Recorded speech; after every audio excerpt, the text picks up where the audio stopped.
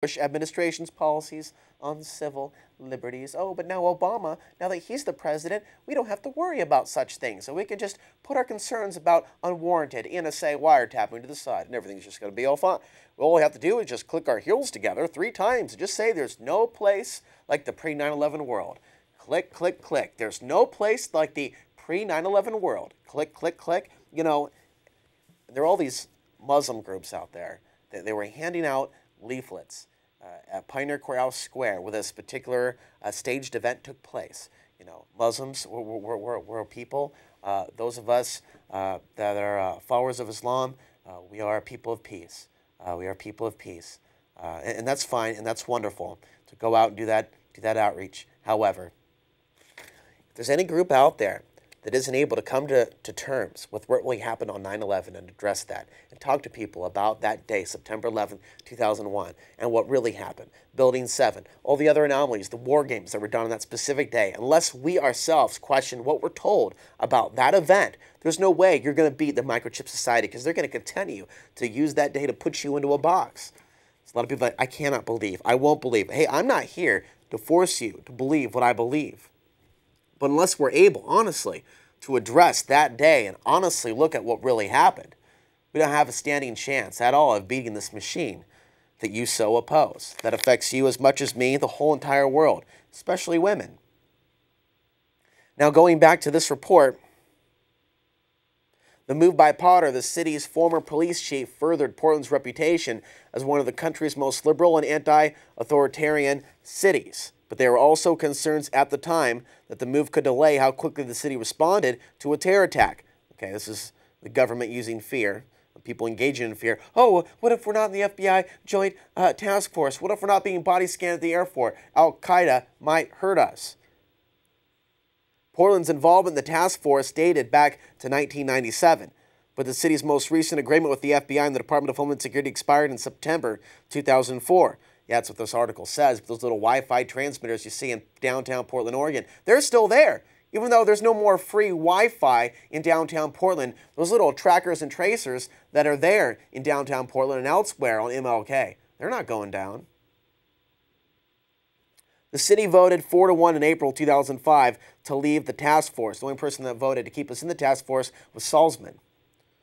Commissioner Dan Salzman was the lone dissenting vote. Before the vote, Potter and Commissioner Randy Leonard, who's also known as the shadow mayor in the city, wrote a resolution demanding more civilian oversight. They wanted the federal government to grant the mayor, the police chief, and the city attorney the same security clearance as the task force officers. And they wanted city leaders to have deeper and more frequent access to case files rather than the need-to-know briefings under the old arrangement, according to the Oregonian's coverage at the time. This report continues to talk about he shed, she shed. Almost sounds like the local city cares about us.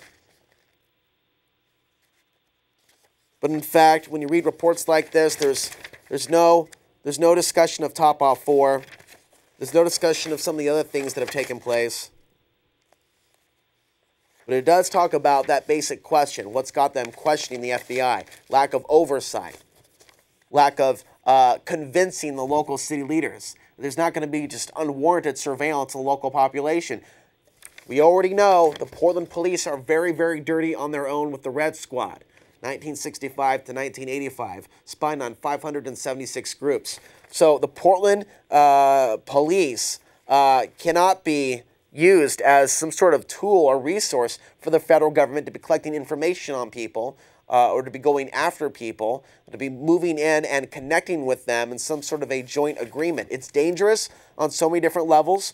Top Off 4 was clearly a setup to change the authority in the city in the event of a disaster, in the event that our governor something happens to him, who's in charge, who makes decisions. All of this is wargaming for that day, and in fact, they're creating, they're engineering instead of something that's accidentally falling out of the sky. 503-288-4442. They don't want you to just be happy and just relax and hang out in your camper and just let all this blow over. You know, they want a crisis in your life. They don't want you pausing and breathing and accepting the beautiful planet, nature. Just staying calm. Hey, you lost your job, but hey, at least you've got a camper. You've got to believe in yourself, believe in those around you, believe in the planet, and just keep at it. No, no, no. We see a lot of people effed with just because they don't want you to stop and relax. They want you paying taxes or paying someone something somewhere to be on their land. Now, Bill, you know where this is going. We're going to play that track. And it's going to be track number 1 off of the other DVD. And so we're going to cover the I think this is in Michigan. But of course, there's a lot of people you know, there's a lot of people I know that are in circumstances like this. I myself am without a official home, but I'm getting by through other means. I'm being creative. I'm being innovative. I'm doing something other than whine about my circumstances. I'm using it as an opportunity to grow and make me something stronger. But you look around at other areas, and despite some of the stuff I don't like about Portland, we do have things a lot better going, a lot of things going for us that a lot of people don't have in some other areas. I mean, I just, it's a painful thing. We'll go to that clip in a moment. To see people, though, that are countrymen, country boys, pushed into the system. I mean, I'm used to it. I'm used to life in the city. I'm used to a lot of things. It does break my heart when I see people. And there's a little bit of anger that I have, resentment. Where were you people a couple years ago talking about the total police state and what's going down? There's a lot of people that weren't paying attention years ago, but now they're hurting. And I still feel there's still that resentment that some of us have. To some of the Bush supporters, and some of the people that just all they know is how to lick the boot of the system. But when you see people hit the ground hard, and they tear up in their eyes, and they just feel the oppression of the system, how could you not have some sort of compassion? There's a lot of people out there in this city. This is what I warn of. This is why I do the show. To remind you to be human. There's a lot of people in the city that have turned into complete robots, that have lost the ability to make eye contact, and that should never happen to us. And we should never be afraid to make eye contact with someone, or say hello, or hold up the door to someone. I hold up the door to someone at a grocery store, and the elderly couple says to me, thank you, young man. I'm so surprised. And I just want to just go into a rant, why do you guys got to be so surprised? It's normal for people to hold the door open. Someone I make eye contact with someone, he realizes I made eye contact and acknowledges the fact that he acknowledges that I'm not a robot. And we just have that, like, we're not in the Matrix moment. And people say, wow, man, it's rare to have this moment. And I know what they're saying, I feel it too, but it's sad that it's rare to have that moment. We should try to create more of those moments around us. How about this? You go to the grocery store, you bump into someone, they say, I'm sorry. How many times you got someone saying, I'm sorry, bumping into someone saying, I'm sorry, a negative affirmation. Damn right you're sorry. How about a t-shirt that says, when you bump into someone, instead of saying sorry, say hello, say something. Say anything about something that happened somewhere, something relevant, something happy, something important. Just say something other than, I'm sorry. For more than this, I love this city. I love this city. That's why I still live here. I see the beauty in the city. I see the potential in the city. I love some of my favorite streets that I've grown up riding a bike in. There's things that upset me about the city, but I want to see the city be better. And people love one another that are in this city. Instead of it being some service industry city where you go out and eat and the guy just literally drops the plate with attitude in front of you and throws down the bill. And just this resentment, like, why did you even bother to come into the restaurant? Because they're so upset they brought in with them to work. And see, what we have to do is stop doing that when we're pissed off, when we're angry, when there's something that we don't like. We got to stop taking it out on other people because we've got way too many people walking around with an attitude in this town. And that's what I rage against. That's what I don't want to be a part of. That's what I don't want to see. That's what I don't want to experience. And I can pick up on it and I can see it, and sometimes it's so extreme, it seems to be affecting everybody I'm passing on Hawthorne Boulevard. When you would think that it's a street that represents something different, a little bit outside the box. When in reality, you have people that are wearing that mask, that are walking that walk, but don't know how to actually be genuine and make that human connection instead of being wrapped up in all this tension and fear, doubt, and worry. And that's what a lot of this that's happening, to keep this in the proper context, is why it's happening to the people of the planet. To keep people upset, to keep people distraught, so they don't completely become conscious. They stay afraid. Afraid, easy to control. Afraid equals sickness. lack of ease, dis-ease, dying, death. People walking around talking about death, the end of the world, not having a emotional maturity, basic emotional maturity to handle the basic facts of what's going down in your city, the basic human strength to be able to deal with what's going on in your city, basic will, foundational, basic, concrete,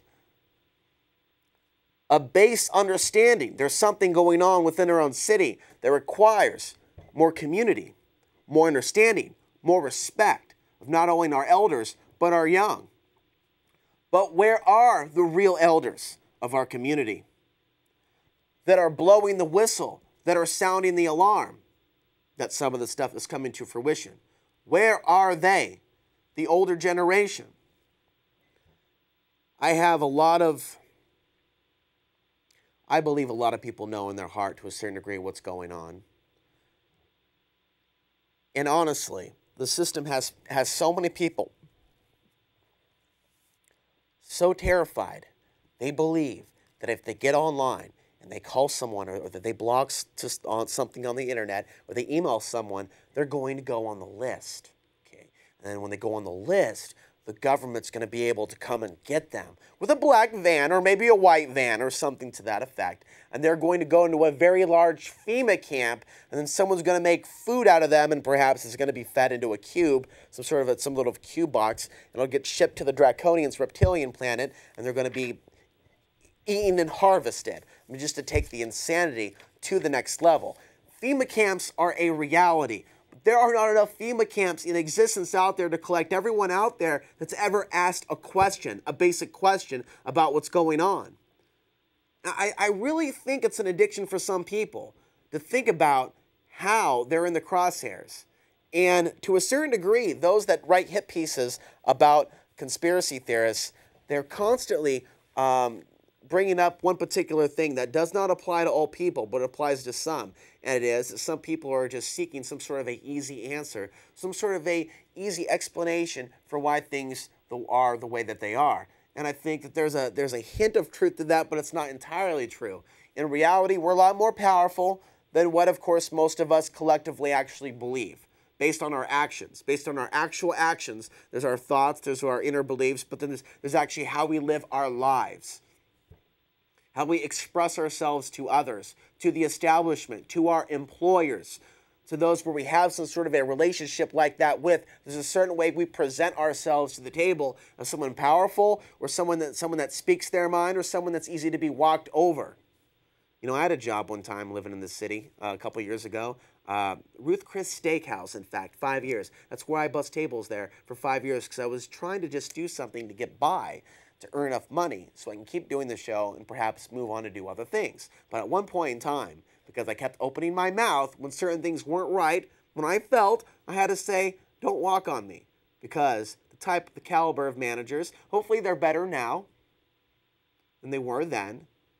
But I don't feel I had a certain level of respect for others. And I felt that they certainly had a little bit of talent in abusing their power and authority. Of course, they don't like that very much. And so they had me removed from that situation. But you see, 5 years to the day, and it was a blessing when it happened. I'm happy I'm no longer there. Some people, they go through their whole lives fearing what's going to happen to them if they just said what they really wanted to say, if they just were who they really wanted to be.